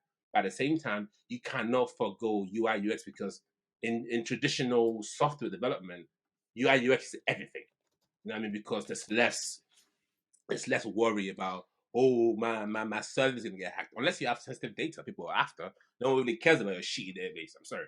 No one cares about your dead database of collecting random points or whatever. So I think we do need to have that shift. And I think that shift is coming. I think once we no longer have to worry about, oh, we're gonna get hacked, once we have more secure networks, as secure as it can be, I think you probably start seeing the improvement in UI UX, because it is pretty lacking right now. I'm not gonna lie to you, it's pretty lacking. There's only a handful of dApps that have great UI UX, a handful of wallets that have nice UI UX. So yeah, it's very, very interesting. Yeah, I think a lot of new projects, and by new I mean projects that have come out over the last 2-3 years, do have better UI UX. But I think the UX is very, very restricted. Like I'm thinking of things like Sushi Swap. Like Sushi Swaps look great. You go in, it looks amazing. You do all this stuff. The models look great. I think what the problem is, or a big problem in crypto, is just the amount of steps that you have to go through to do a transaction. And not all of those steps are immediately obvious to, they might be obvious to us, but they're not obvious to like our parents. And so there's like a limit in how much you can break down what you actually see on the screen, and how much sense it would make to everyone. But yeah, I think generally UX in the space is getting better, and UI is definitely getting better. But yeah, I just think there's some limitations. And like I've been to a bunch of hackathons where I've been on with a designer, and they had some mad ideas for how to like streamline everything and how to do the UI UX, and I'm like, yeah, no, you can't just click a button and like get a coin. Or you can't just click farm and then farm. Like, unfortunately, you have to sign that transaction. First of all, you have to connect with the DApp. Then you have to sign the transaction to interact with the contract. And then you have to say, yes, I'm good with this. And all of those steps take time. And let's say if you're on Ethereum, you have to spend some gas along each of those ways. So you have to basically communicate to the user that actually you're creating a connection with this DApp, and that's going to cost you like £1 in gas. And then you're gonna interact with this contract, which is going to allow you to mint this thing or farm this thing, and that's going to be another £1 in gas or £3 in gas because contract transactions are expensive. And then now you're connected to that, and now you can get the thing. So I just think there's a bunch of steps that go into Yeah, I doing mean, it. it's interesting. No, sorry, go on. And I think with the whole blind signing thing, that was Ledger's way of saying, let's try to reduce the amount of steps so that it's more obvious to everyone there. And they're just taking that off the table. But it's getting better. It will take a while. No, definitely. Yeah, I think the last bull run showed that a lot of projects and a lot of wallets and things like that have definitely upgraded their UI and UX. I don't think it's where it needs to be, but I think with retail, especially if you're trying to capture that retail market, using gamification and just being super simple, like for example, Robinhood. I know that was one of the platforms that really exploded in America. It was supposed to come to the UK, but they eventually didn't launch FCA. for a number of different reasons. Sorry? FCA. Yeah, exactly. FCA strikes again. Bro, FCA is everywhere, bro. Trust me, if you want to do anything, you have to get past them. Otherwise, it's not gonna happen. But speaking of institutions that control who can buy and sell crypto, China shocks the world with a crypto U-turn. So in China, they have decided to reverse their ban on crypto. What do you guys think about that? Do you think it's going to have an impact? Because I remember the days when China used to breathe and crypto used to fluctuate in price. Yeah. China's banned crypto, up, down 50, 30%. China's happy with crypto. It's up. But these days, obviously, it's a lot more mature. But what do you think about China's stance? I think it's great for the crypto space. Rick mentioned before in the earlier segment of the pod, that a lot of the Bitcoin miners network is in Asia, so China side. So if they are not getting penalized for mining crypto, they're not getting. I used to hear some wild stories about how you get caught mining BTC, you're going to jail, and I'm like, as a Bitcoin miner, you literally have a fear for your life that one of these days I could get wrapped up. So having that peace of mind, having that ability to kind of, just trade without having to connect the VPN or do all these crazy hoops to get on exchange, I think is great for the upcoming bull run. It's great for Asian traders, and then I think this is part of the bullish fundamental that's building for crypto.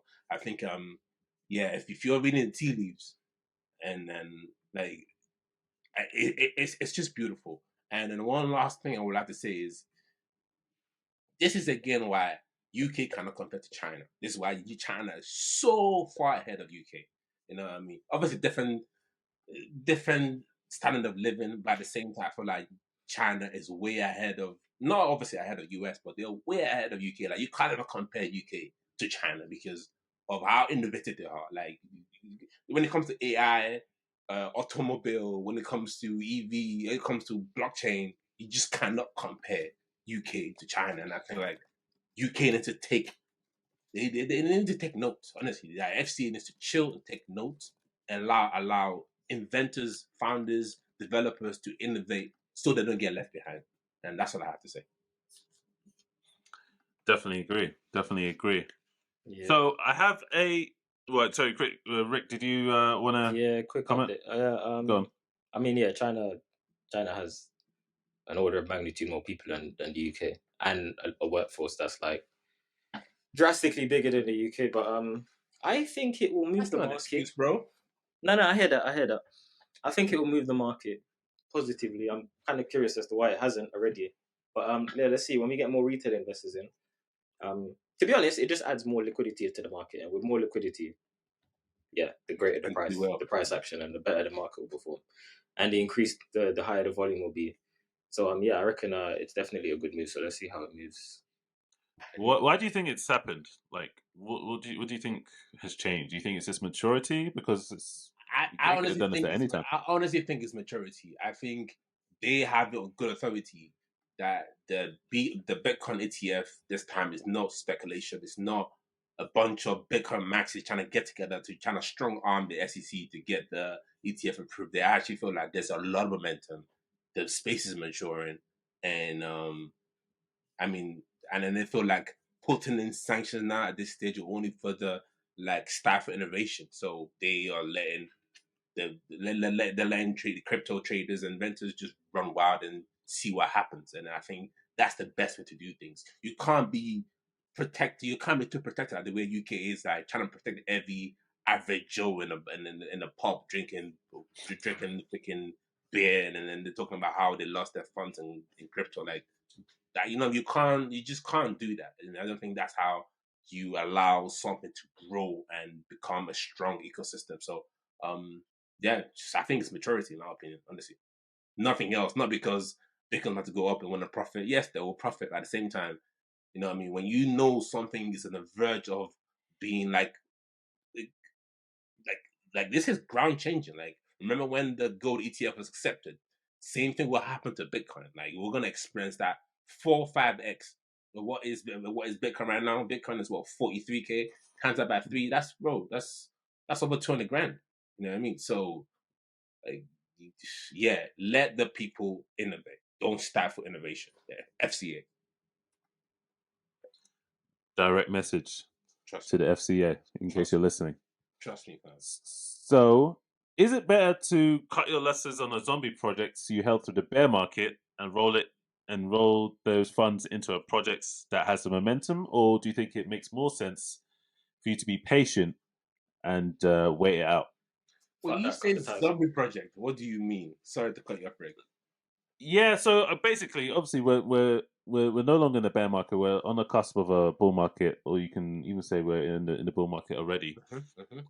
You've been investing during the bear market, and the project that you invested in it just isn't moving like some of the other coins that you're looking at. For example, Solana and Injective and all these other. As opposed to what? Give me an No, example just of a give me zombie project. examples. Give me an Like, example of a zombie project that has not moved in this little. I'm just being hypothetical. I would have to check, but yeah. I can give you a good zombie project.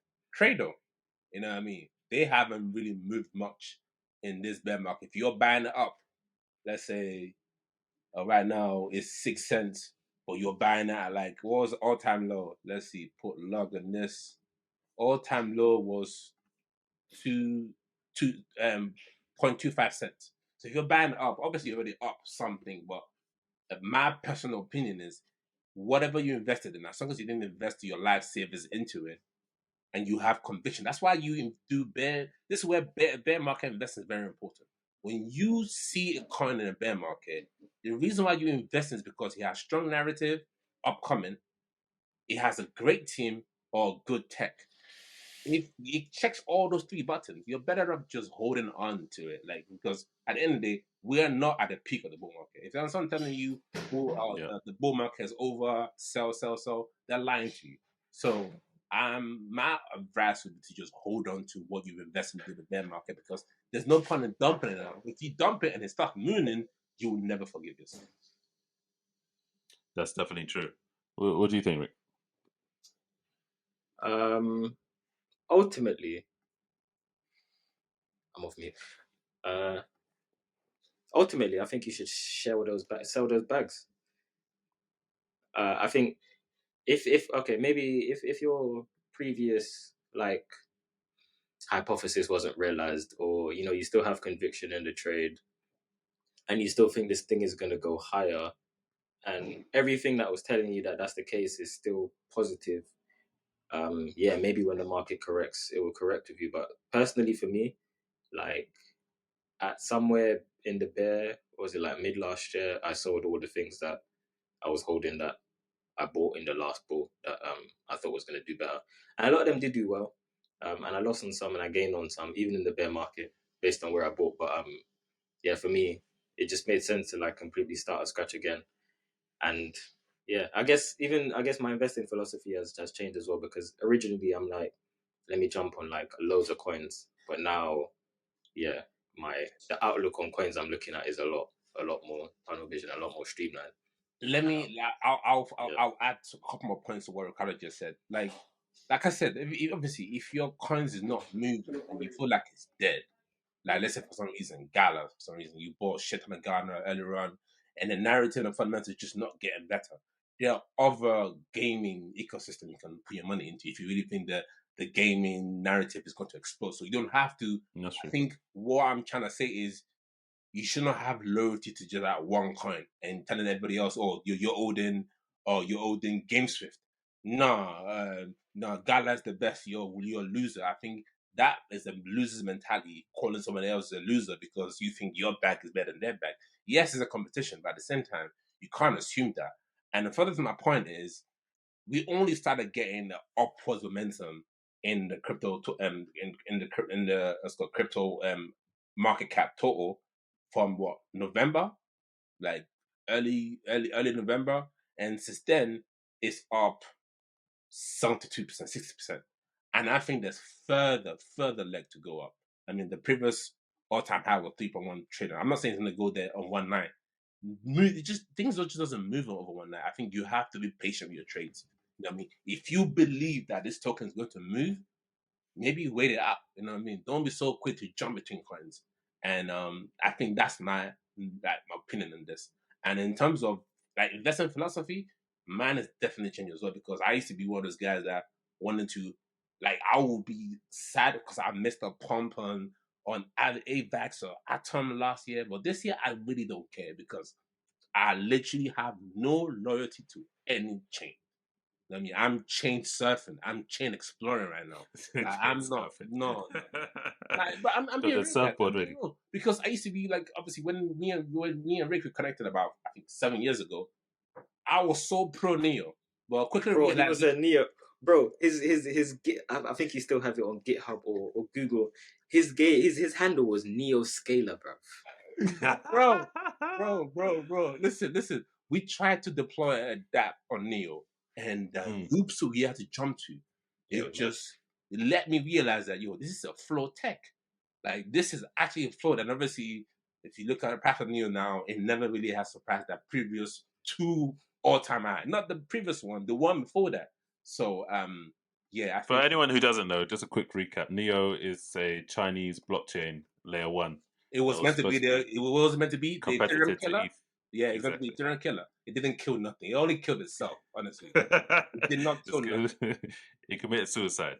and people will blame the reason why Neo didn't move on the fact that it was the government imposing sanctions. I don't think that's why it didn't move. I just feel like the tech itself was flawed, and the founder itself went on to other projects, and then he made his. I always say follow the devs, man. Yeah, he made his million. If the devs aren't there. Yeah, I mean, once we tried to deploy an app on there, and it was so complicated, it was so cumbersome, I realized that Neo is just it's for the bin, it's for the trash. So that's my opinion. I hear you. I might cop from Neo though. Bro, Neo's getting cut, fam. Come on. Not financial advice. Yeah. Well, with China reducing all sanctions or cutting them down, I think I would take, but not financial advice. I think I will be interested in investing in Neo for my speculative portfolio. But why Neo? I'm sure there's new Chinese. I haven't followed Neo, and I don't know anything about it. But yeah. I mean, Neo is still pretty So the where is it in the 75? 75. It's not. Swear? It's still top 100. Yes, my bro. I was shocked when I just saw it. It is. I thought it was like 300 or 400 or something. No, I was literally as you just said, Neo. I had to check, and it is 75 right now. So the previous all-time high in 2021 was $140. Before that, it was $200. So we can see we're seeing a diminishing return. But what I see on this chart right now is a massive double bottom, and I can easily see it going back to $200 again. So or even the previous all-time high, which was 132. So yeah, it's definitely it's an interesting one. NFA. Fair enough. I didn't expect that. And still on Binance, hasn't been delisted. So that for me is also a positive, a positive outlook. Absolutely, it is positive. Yeah, when you start getting delisted from Binance, it's a wrap. Yeah, no, it did not. Yeah. It's still, and also it's still on all the strong markets. Yeah, I'm not sure it's OKX, HTX, KuCoin, There you go. Probit, Upbit. Okay, the rest of them are shit. But yeah, Binance and OKX and Hubi.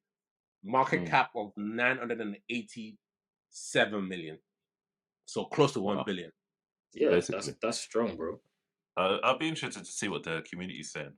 But that's definitely one to watch. The community is the same. The community is like, it's gonna be the next Ethereum. We wiped out all you weak hands, diamond hands. They're still saying it. It's a diamond. Still saying it. Come on, man. These guys, fam. Yeah. Well, that's definitely a blast from the past. But let's talk about the future. Yes. So we're gonna play a little game. We're going to categorize the different hidden gems into 10x, 20x, 50x, 100x, or 1000x. Ooh. So we've got a bunch of different tokens that we're going to explore. Yeah. And I want you guys to have a quick look, and then you can say whether you think that token's going to do 10, 20, 50, 100, or 1000. And if you don't think it's going to do any, you can just say trash.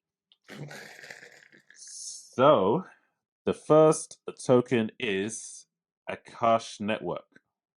What do you think about that? Akash, I remember Akash. Yeah, it's been around for a little while.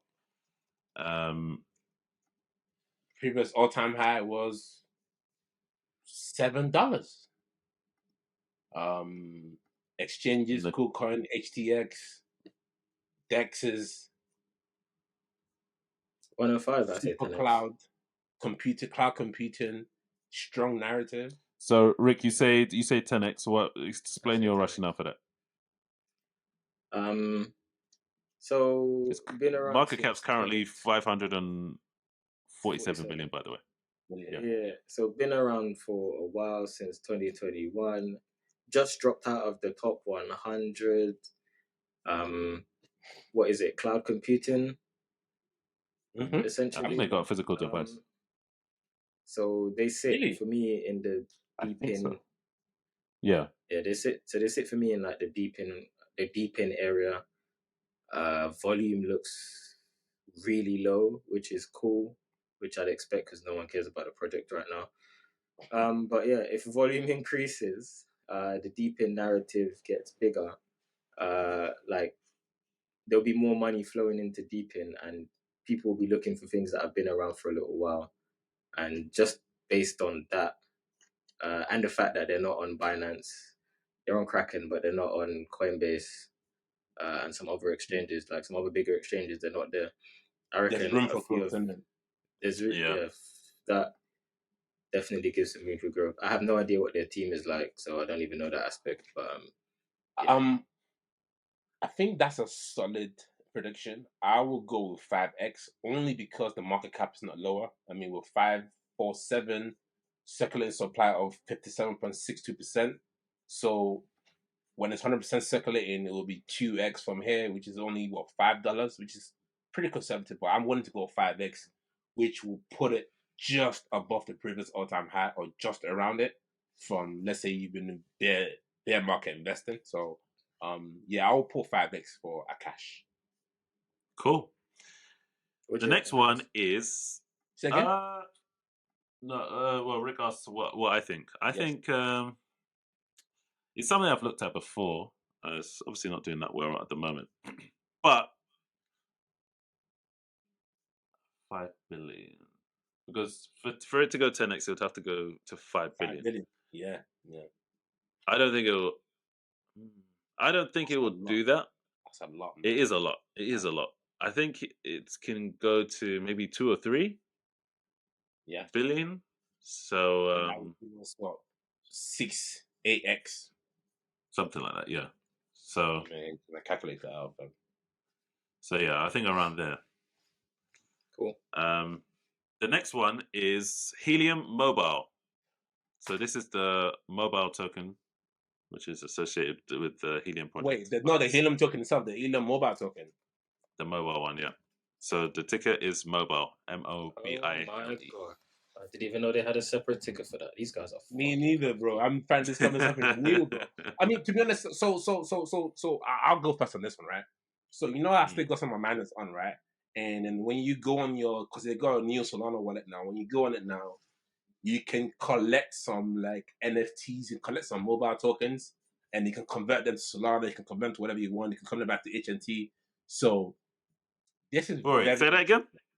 Yes. When you go on Solana, let me. Where's my phone? What? Kind of find my phone right now, but yeah. When I don't know if you guys have downloaded the new Solana Helium wallet, where you're forced to migrate from the old wallet, and then now on the new wallet, you can collect. Yeah, you should do it. You can collect like fungible tokens from your miners and collect mobile tokens as well. And this mobile token can now be converted to anything you want, like Solana, converted to Helium, or you can leave it in mobile. So I think this is very interesting. It's currently on only DEXs. Volume is not that high at the moment. The volume right now is 8 million. Market cap is 311 million. So I think this can do a 10x. Only because the strong narrative in the ecosystem of Solana. Helium is on a revival. I'm shocked that Helium is performing so well, even though they had a bit of a kerfuffle during the bear market. But and the circulating supply is still at 40%. So it's definitely got some leg to go here. And put in consideration that it's not on any major exchanges just yet. I mean, you can easily see KuCoin or Coinbase or Binance listing this. So I think Helium Mobile is an interesting one. I think we should keep a lookout. Yeah, I think it could surprise us. Rick? I don't want to say rug pull, but that's an interesting choice of words. Well, I don't want to say rug pull, but obviously you can't say rug pull because they got a strong narrative now. Like they actually launched. No, I hear that, but they pulled the rug on Ethereum on the original Helium. Oh, gotcha. Well, no, the original Helium's still there, but all the innovation is now on the mobile thing. The project I think that's in their focus. No, I wouldn't say. Well, let's take a quick look at Helium. I mean, it's doing well right now. It's doing really well. Then how can it be a rug pull? I would definitely. Yeah, that's why I said I don't want to say rug pull, but it feels like they're ditching their old project for their new project. For the mobile one, yeah. Rick, this happens, and I prefer. I hear that, and I would, happily. Hold on a second. Your favorite token of all time. How many times has it rebranded and shifted and morphed and evolved and all that?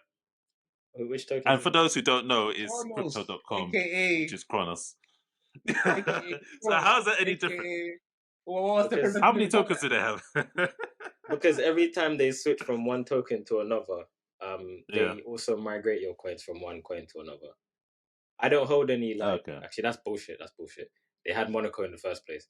But then they gave you equal amount of Monaco to CRO. And CRO Kronos is now just what they have.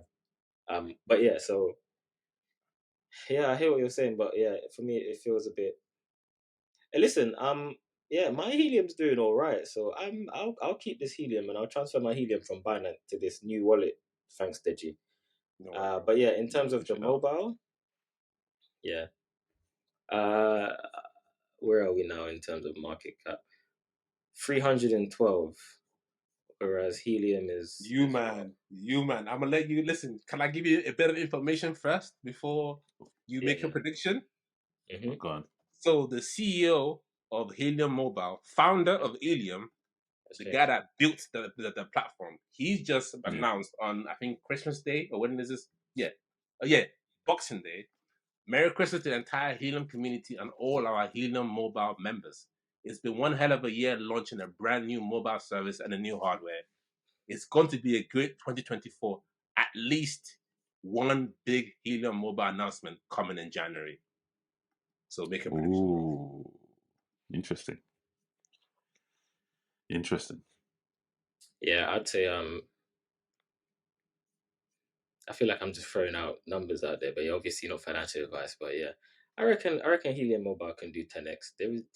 as a company, they did really well in the last bull run. And if they Mhm. if we're talking They probably learned from it as well. 311, exactly. If we're talking 311 million market cap and they're only really on DEXs, to be honest, I'd back a bid and say, once they get onto more like established exchanges, that they could do they could do very well.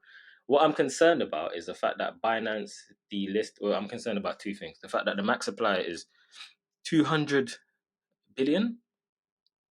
Yeah, 200 billion for mobile tokens, and only 79 billion of them are currently circulating. So there's still like two times, Inflation to only 40%. So that could drive the price down. And yeah, and I hope they didn't burn a bridge when they got delisted from Binance. And I'm not sure if Helium got delisted from anywhere else. But I'm just thinking it's still on most of the other exchanges. I don't think it was. Wait, is it on Coinbase? Let me check quickly. But point I'm trying to make it is Binance has got their own. Like obviously, Binance is meant to be one of the best platforms. Blah blah blah. But I think now Binance got their own headache that they need to solve. They can't afford to be saying no to revenue, especially when you've been kicked out of the US market. So if Helium approaches them, say we would like to be listed again, they can work together to kind of obviously like make that happen. But at the same time, I think we can't, because you and I have been extremely critical of Helium for getting delisted from Binance. But at the same time, if they get listed on Binance again, I think that's another catalyst. You know what I mean? Yes, true. All the fundamentals. Maybe that's a new announcement. Who knows? Yeah, it could be. It could be. Mobile is going on Solana and it's going on thingy, a major exchange. So it's an interesting one, honestly. I think we can't poo-poo it any longer, especially with so HNT Helium is on Coinbase Exchange, it's on GIO, it's on KuCoin, it's on Bybit, it's on pretty decent exchanges. You know what I mean? So I wouldn't say Helium can't at least make a run again in this run. Like, you know what's happening, man. Like the face melted run we're about to have, Helium will catch some of that. I believe so. And Big Get just listed Helium Mobile. Look at that. It's starting already. Okay. Yeah. I definitely think he can do about 10x. Me too. So yeah, I guess we'll see, but that's my prediction. The next coin is API 3. Fuck is that? This one. So Yeah, this one you guys should get to know. It's to do with Web3 and some Binance. Yeah, it's on a few different exchanges. OKX. Not bad. See, he's been out. So it's basically the Web3 API economy. So they want to be like the API layer for Web3. That's banging. That's actually so banging. Why do you say that? Because right now to interact with all of these different blockchains, Ethereum, BNB, ARB, AVAX, Optimism, Polygon, Phantom, you have to learn new things every single time, and the way how each of the APIs behave is different. So to have an abstraction layer on top of it, which basically says you can communicate just with us and we'll communicate with all of these across 16 blockchains, is pretty decent. Like what I imagine this means, and I haven't looked into it properly yet, is that you can create, let's say, dApps on Polygon, but then quickly scale that dApp across everywhere else without using like a cross-chain weird thing. You can actually just deploy them natively to each of the dApp, each of the layers, which will be nice. What I'm thinking of is how they actually charge. How they actually charge if they have like a native token, which they price in with each of the calls that you make. But yeah, I think it definitely solves like a really big need across all of the blockchains that they interact with, and it's written in Solidity and JavaScript and TypeScript. So it supports EVM. It looks like it supports EVM. Yeah. I mean, if it's written in Solidity, so Matt, okay, go on, making some predictions. Sorry. It looks good. So I would say, but price action, like I feel like this type of project is very, very niche. and I feel like it's only developers in the development community that will bullish on it, understand yeah. something like this and will be bullish on it. So obviously, I'm naturally biased because I'm like, oh, this sounds great because it's something that I could use. That's a good point. But yeah, so I think that might limit how this is received. But what we're talking, 166 million. Still not maxed out their circulating supply. GitHub looks okay, not amazing. Yeah, I'd say probably like 5x. But it actually is quite low down, 271 in market cap. I think you can 10x, you know, because the I think all-time high from similar levels, like the previous all-time low was $1.20, $1.29 or $1.30, right?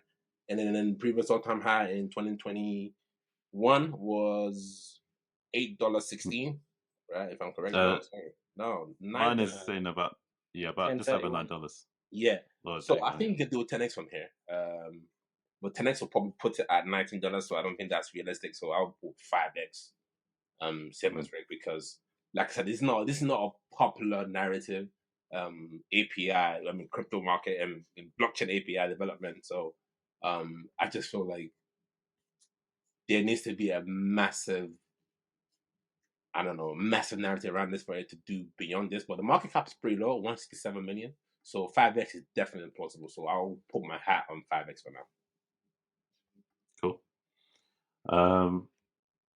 I like what it's doing. It's solving a problem. Yeah. Yeah, but originally I was thinking, maybe you could even do a 20x. But then when Rick mentioned the fact that it's niche, I took a step back and I thought, you know what? That's a good point. I think it's naturally limited by the fact that it's not going to be carried by any of the major narratives. People evangelizing it are obviously going to be devs, but who else is going to be buying it? Which is a problem. So yeah, I think 5x sounds reasonable to me as well. Okay, so we've got two more to do, and the next one is Audi. So I know this is one that you've been looking at, Rick. An interesting one. Let's take a deep dive on that and have a look. I'll go first. Yeah, I think if you asked me back like a month ago, I'd have said 10x, maybe even more. But now, just seeing how the markets received it recently, I feel like, yeah, we're at like 1.4 billion. Which is It's close to an all-time high as well. Close to an all-time high, but the project is only it's past this all-time high. New. It's past yeah, it's the project's new, so it only came out in June. $68. So there's not much price action to go on. But unless you mean like the all-time high from like last week or 2 days ago. Yeah, that's what I meant. Yeah. So I guess there's any type of. Do you know what? I'd say like 5x. I'd say it's going to do the same multiple as Bitcoin, wherever Bitcoin goes, which I reckon will probably be like 4x maybe from where we are now. 4 or 5x, Yeah, 4 or 5x. So I reckon this will probably be able to do the same. So like Rick said, Audi seems to be following the Bitcoin price action. And the circulating supply, all the coins have already been released into the circulating supply, so it's 100%. So 21 million is already out there.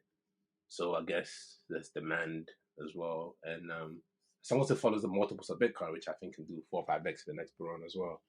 I think this is a 5x, so we're looking at what, $350 or something.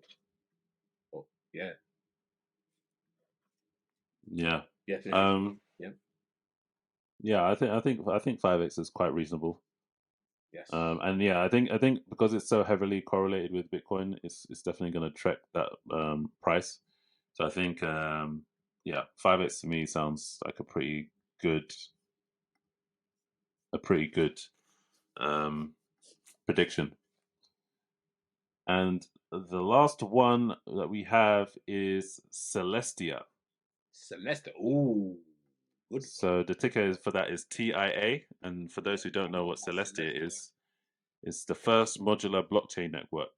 So it basically helps make data availability to secure scaling with the different number of users, making it easy for anyone to launch their own blockchain. Yep.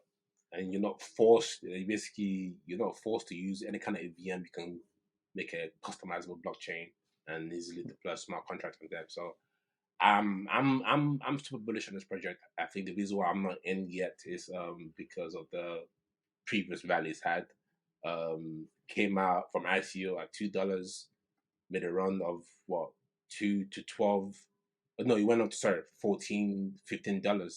So that's a run of what, 7.5x. So That was now, interesting when you look at the chart. It's just been gradually growing. It hasn't been like an exponential spike. It's just been gradually growing, and then it plateaus, and it gradually goes up again, and it plateaus. And those are the best kind of projects because right now, I mean, it's Tia Celestia's on all major exchanges: KuCoin, OKX, Bybit, Coinbase, Binance, Gate.io, Kraken, and circulating supply right now is like 153 million, and then the max supply is 1 billion. So you can definitely do another 10x from here. But So it looks like it's got a lot of dilution to come, though. If there's more, yeah, no dilution to come. But I think if you go online, you see a lot of crypto gurus predicting Celestia will go to 50x. I'll be conservative and say 10x. Only because it's had such a massive value before. Currently, so you think 17 billion is going to be the market cap? it's possible, bro. Okay. 10x from here. That doesn't sound too hard. Like, I mean, if I'm saying 100x, then I think I need to check myself. But I think 10x is plausible here. I think. I mean, I wouldn't be surprised if you actually, you know what? Looking at it, as it stands, it would be number 10. But obviously, if it was to grow 10x, then obviously everything else would probably be pumping. So yeah. Actually, when you put it like that, I think that makes a lot of sense. And I'm liking the price action, so I think 10x is a good shout. Yeah, I'd go more like 20. 20, yeah? Oh, you reckon 20? Yeah, I feel like this has had some massive buzz for a project that's been around for like 2 months. Yeah, it's been around for like no time at all. No time at all to be valued at 1.8 bill. I have no idea what the founding team looks like, but it probably look wild. They're strong. They have some strong backers, Rick. They have some strong backers from Polychain Capital, Binance Labs backs them.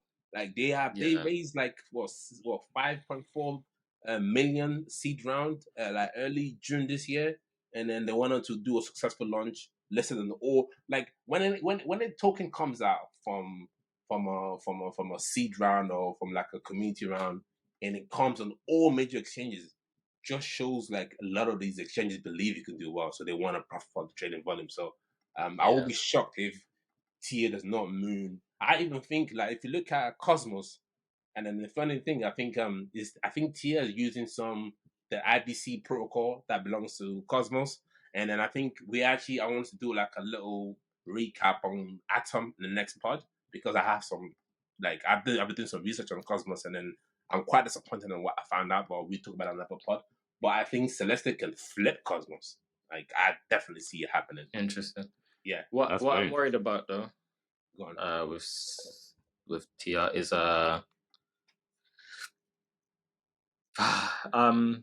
VCs, founding team, rest of circulating supply dumping on new investors, and I feel like it will definitely happen. But same thing can be said about Solana though. Like VCs are holding hell of Solana bags, and then people are still aping in buying Solana, buying the mobile phone, buying all the meme coins on it. You know what I mean? Yeah, I feel the same way about Solana for the same reason. Yeah, sure. But I reckon 20x from here.